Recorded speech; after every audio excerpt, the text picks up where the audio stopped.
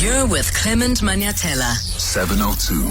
But right now, we get an update on the national convention that's expected to kick off in a couple of days. As I said to you earlier on, there are more organizations that are pulling out of the national dialogue. In fact, the second GNU party has pulled out. Solidarity is out. AfriForum is out. Freedom Front Plus as well.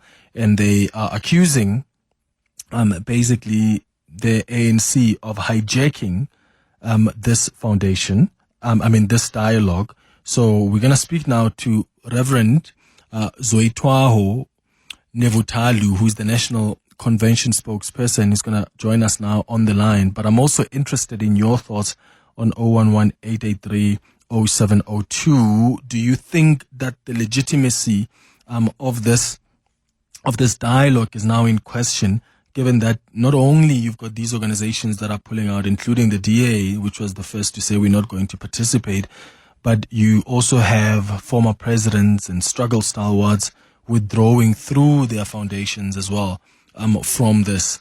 What do you think the impact is on such an important project like this that government has been spearheading together with the planning committee? Reverend Nevhutalu joins us now on the line. Reverend, thank you so much for making time for us. Good morning. Good morning to you, Clement, and to your listeners. So, as the organizing committee for the National Convention, preparations, I imagine, are underway, probably complete at this stage. I just want to confirm if all is in order for the event to go ahead as planned. Yes, but Clement, I need to just clarify your initial comment. Yeah, go ahead. Because it may be a little bit misleading. They are definitely the most important thing that is going to happen with this window of opportunity which we have as South Africans is what we call the national dialogues. The convention is just to discuss the issue of the process, the methodology, the indicative things. It's not dialoguing happening on Friday and Saturday. It cannot be dialoguing. The dialogue needs to happen by as many South African citizens as possible, about 60 million of them now. You preface the issue of organizations pulling out. I want to comment specifically about what are called the legacy foundations. You call them stalwart. We have got two types of foundations in South Africa. There are legacy foundations. There are stalwart foundations. Stalwart foundations are all participating in the convention and also in the dialogue. The legacy foundations have withdrawn from the preparatory task team and from the convention, but they've indicated that they are going to participate in the dialogue. So the most important project that this country is going through, the legacy foundations are going to participate in. I cannot speak for other entities like the DA that you said have pulled out. What I also do know, and you are not reporting upon, is that we have people waiting to come in, even for the convention. So even with the pulling out of other people, others want to come in. In fact, it has been a great publicity stunt for the convention itself and also for the dialogue. So I think the message is getting out there. People are getting more interested. Now, coming back to your question about preparedness, we were targeting 1,000 people on Friday and Saturday coming from about 31 sectors of our society, representing the totality of the South African society. And as at this morning, the confirmations were 1,111 of people who want to come. And we have a challenge of oversubscription. There are people who really are calling in. They now want to come in. Yeah. Maybe because of the controversy doing around, they want to really participate. Some of them say, we thought the convention was for the legacy for the EPGs. Mm-hmm. There's someone who called me today and says, I did not register because I thought this was a meeting of the EPGs. Now that you are saying that it's for the sectors representing the totality of society, may I please come in? So it's 1,111. Our target was 1,000, but we had anticipated that we could have a little bit more. So we have made arrangements for an overflow for up to about 1,300. We hope we won't reach that figure. Okay. We are closing at lunchtime today with any other additions. We also have political parties, by the way, who are really knocking on the door, because the sector of political parties, we could only accommodate those that have at least a seat in the national legislatures and provincial legislatures, because political parties in South Africa are so many. Yeah, it would not have been possible. And this is not really a meeting of political parties. It's a meeting of citizens. And so we ensure that, for instance, it doesn't become a meeting where political parties just take their own positions and manifestos and jostling for positions there. We want citizens to really discuss the issues about our country, particularly looking at the South Africa we want going forward as citizens. Let's go back to what you've just clarified now around the foundation. So you're saying there are stalwart foundations that are still very much part of not only the convention but the dialogue as well. But you've got some of the legacy foundations that have pulled out. What reasons did they give for pulling out? And was money a factor? They issued a statement clearly, very to the public about the reasons for pulling out. The big issue was that they wanted the convention to be postponed. They were quite doubtful about whether we would be ready with the logistics. Mm-hmm. They were worried about the fact that given the time and the delay of the release of the money by government, civil society is not well empowered to provide, the leadership, civil society, but really representing citizens. And so they were worried that government may dominate the proceedings, and going forward, it's not going to be a very good start. So they were worried about whether the money that has been released, given the shortness of time, will comply with the Public Finance Management Act. I mean, those are some of the issues. Mm-hmm. But the two big issues, of course, was they were not sure that the whole convention will really be citizens-led. Maybe they were doubtful. Some sectors won't come, but I think those doubts have been removed, because the sectors have all come to the party in more numbers than we had anticipated. But they're not back though. So if you're saying those doubts have been removed from where? Because if it's a doubt that's removed on their side, then there would be an opportunity then to engage with them again, no? I don't know if the doubt has been removed from their side, given that they are now outside of the process of the convention. So I've not been following up, but I believe that the EPGs, maybe engaging them further. I don't know whether in time for the convention. That's not for me, that's for the EPG. But it's not them that the EPG is going to engage only, but all those people who have opted out. They want to understand why they don't want to be part of this. So hopefully, I can't speak for the EPG, they will engage the DA, they will engage the legacy foundations, they maybe those that were supposed to be inside and have decided to step out.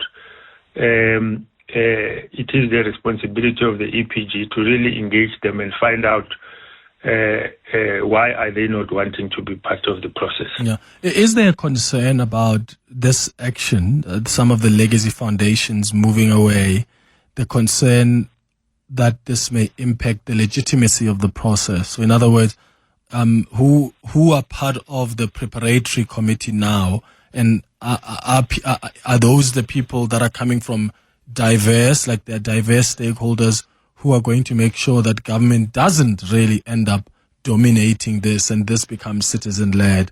Or is that very principle now in question? You see, Clement, I have been sitting in the preparatory task team, and I joined it late. The preparatory task team was being led by, let's call it civil society, because I'm wary of just isolating Legacy Foundation as if they are the representative of the citizens of South Africa. They are not. And that's one of the problems.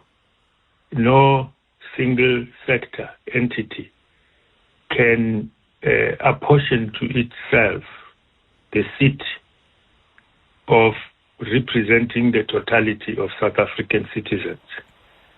And that is why quite a lot of sectors are upset, even with the way that these questions, the national agenda question like this, is being addressed.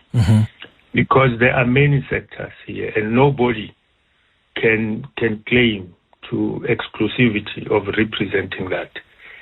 So when I take you back to the convention now, first, the sectors that are coming, together with the numbers allocated to each sector, it's according to the formula done by the preparatory task team led by the Legacy Foundation. Nothing has changed. Government has not been part of it. The program that is going to be there is based on the draft that was made by the preparatory task team led by the Legacy Foundation. The subcommittees, by the way, the subcommittees which were there, it was not only the Legacy Foundation, there were also members of civil society who stayed to continue with the work. So almost every document that is going to be presented, let me call it the software of this conference, presented at the conference, I can assure you, it is something that was developed not by government, but by civil society led by the Legacy Foundations. Okay. There is nothing that has changed as far as that is concerned. What government did was to step in to support the logistics. And I don't know why that constitute a problem. If I can just take you a little bit back, Clement, I was sitting in Codesa. You remember Codesa? People were coming out of really conflict on the streets, in the bush. We decided to, as a country, that we should dialogue or initiate the dialogue. And when we were there at Codesa, do you know who was funding Codesa, the logistics?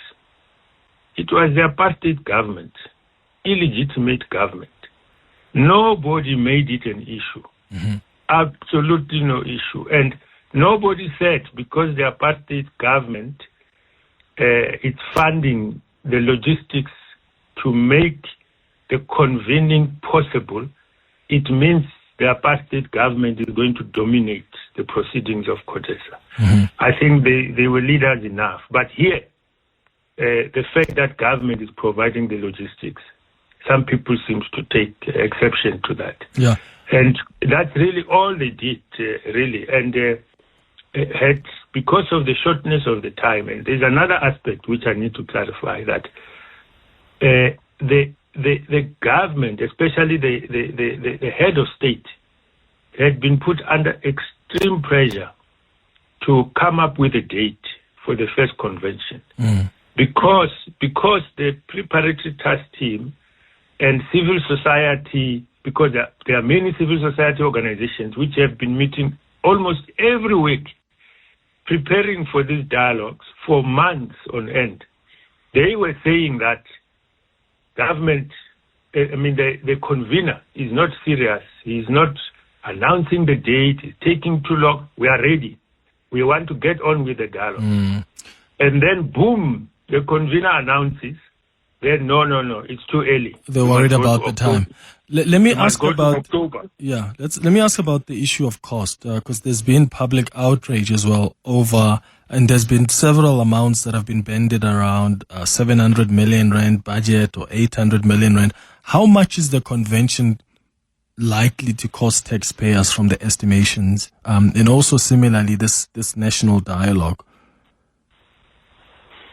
Yeah, you see, the issue of the cost have not been finalized, and I always tell people this: the numbers, financial numbers that you can put down, are really subject to diminishing returns, in the sense that the initial thinking, and now that you are coming with the budget issue, you remember there was a lot of 700 million being branded around. Yes.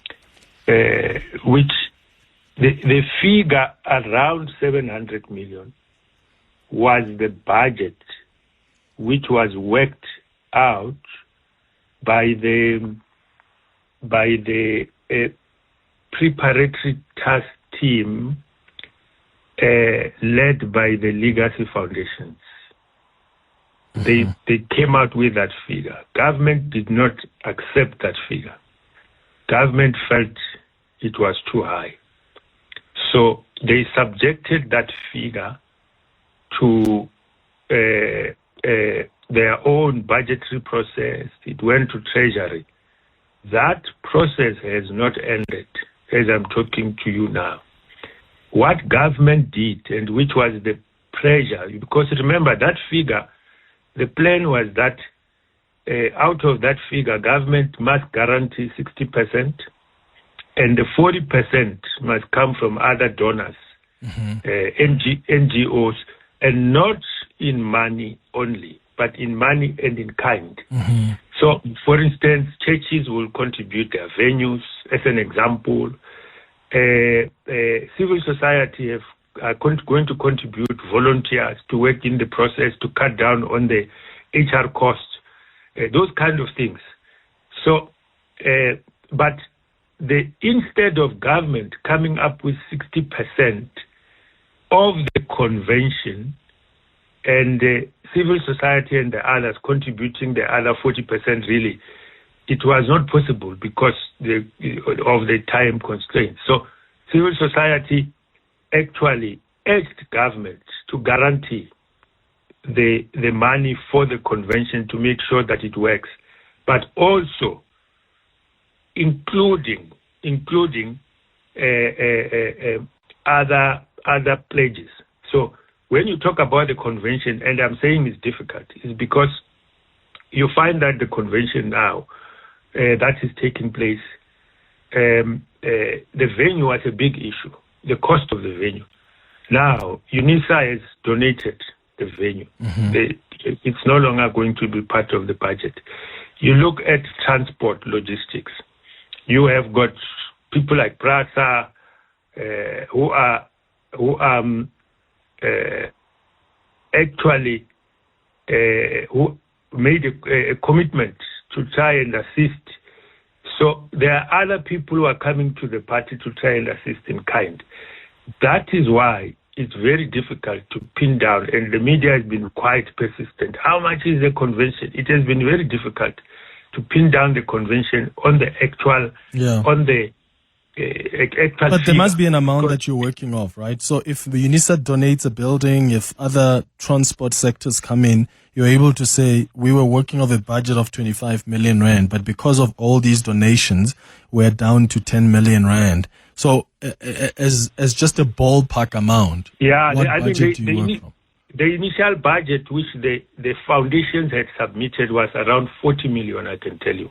For this? Which was...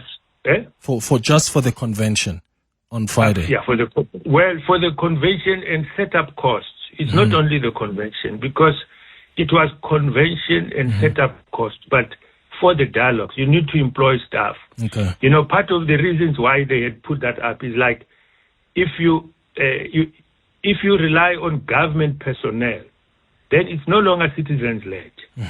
So they had actually provided that figure of around 40 million rand, which was actually trimmed further, and that would have included the venue, around 5 million for the venue.